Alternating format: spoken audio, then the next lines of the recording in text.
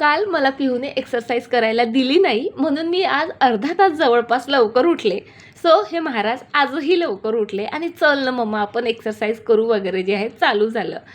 खरं सांगू का, असा राग आला होता पण चेहऱ्यावर स्माईल ठेवण्याशिवाय माझ्याकडे काही ऑप्शन नव्हतं.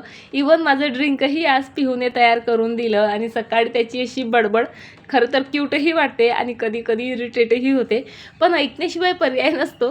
सो पिहूसोबत कसं तरी मेडिटेशन केलं आणि एक्सरसाइजची तर मजा विचारूच नका. म्हणून जे आहे झटपट एक्सरसाइज आटोपली आणि ब्रेकफास्ट बनवला. आज ब्रेकफास्ट काही विशेष नाही, फक्त पोहा होता आणि सोबतीला आणखी काहीतरी हेल्दी ऑप्शन म्हणून पनीर आणि सिमला मिर्च फक्त अशी मी शॅलो फ्राय करून घेतली होती. त्यानंतर माझ्या घराची अवस्था बघा. वर्षभर असं माझ्या डोक्यात चाललेलं, कधी एकदाच्या उन्हाळ्याच्या सुट्ट्या लागतात आणि कधी मी स्वतःला वेळ देते, माझ्या घराला भरपूर वेळ देते, काहीतरी आणखी क्रिएटिव्ह करायचा प्रयत्न करते.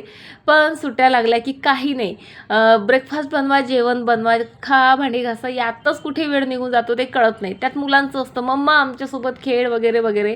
सो इथे आमचं बघा लप्पन छुप्पन खेळणं चाललेलं आणि जे माझं स्वप्न होतं की उन्हाळ्यात मी माझं घर आणखी छान करेल, आणखी त्याला वेळ देईल, ते तर स्वप्नच राहिलं. आता शाळा सुरू झाल्याशिवाय काही मला स्वतःसाठी आणि घरासाठी वेळ मिळत नाही, तरीसुद्धा थोडाफार मी वेळ काढते म्हणा.